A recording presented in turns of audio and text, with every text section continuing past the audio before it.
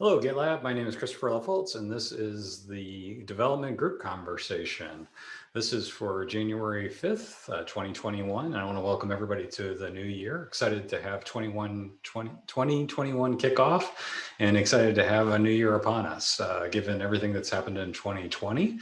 I want to say that I'm appreciative of everyone's hard work this past year and excited to see what new things we can do in 2021, as well as looking forward to many of the exciting things that are happening at GitLab in 2021 as well. The last group conversation was in November, early November, and in the last 8 weeks, these are kind of the highlights that I've been thinking heavily about. So in particular, we are finishing up Q4 OKRs in January and excited to see all the different areas being worked on. The next area is around people, which is extremely important to me, and around performance reviews and making sure that we're doing everything we can to communicate how people can improve, both in their careers as well as their objectives and all the things that they want to do. Similarly, there have been updates in geozones, are adding geozones as part of location vectors. So that's a different change as well for us that I'm thinking heavily about, and also thinking about it in terms of the total compensation for employees as well. Related to working groups, we have Transient and Bugs, which is an area that we have as an OKR initiative, and we've been working hard on those activities to make sure that we help for a better customer experience in this particular space. Narrow MR8 is always close and important to the development team, and this is an interesting time of year because we have less days of work, so our production looks down.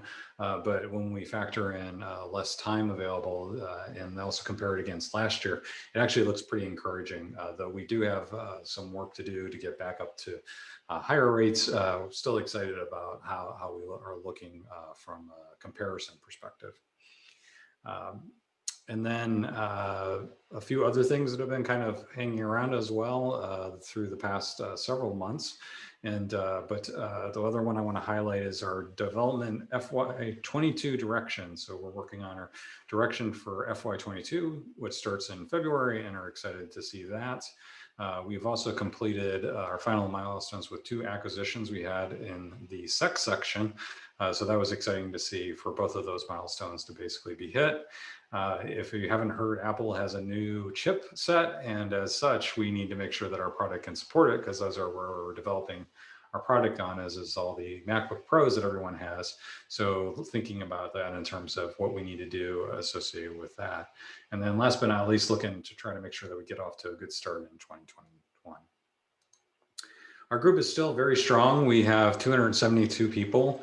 We have had some attrition over the past several months, but we've been able to effectively keep up.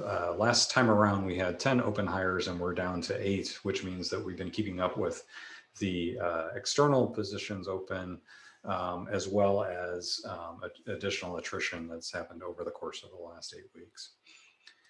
As I mentioned before, our MR rate is important to us. And as you can see, both November and December were lower months for us. That's not too surprising given the increase in vacation time associated with those, particularly in December. It's also important to note that we still have a realignment that happened in the late November timeframe, as well as COVID fatigue, which we're trying to keep close of from that perspective. January, we're expecting to be comparable to previous months in regards to the fact of we only have 18 working days. So it's going to feel like a lighter month as well, though we want to see how we improve relative to a much lower month in December as far as working days go. Review to merge time right now is up. We've had a number of family and friends days, and also seen through vacation times that's been increasing. We're going to watch this closely in January and see how it kind of generally affects from that perspective. LCP for our main page is encouraging in regards to we kept it under 2.5 seconds for many days. I'd like to point out though that that's also when we've been under lower load, as many companies are slower during the holiday weeks of the end of the year. So we'll be closely monitoring this also in January and making sure we know what's going on there. And then last but not least, maintainer ratio for our KPIs is stable. We're going to continue to work on this and think in terms of how we get additional maintainers into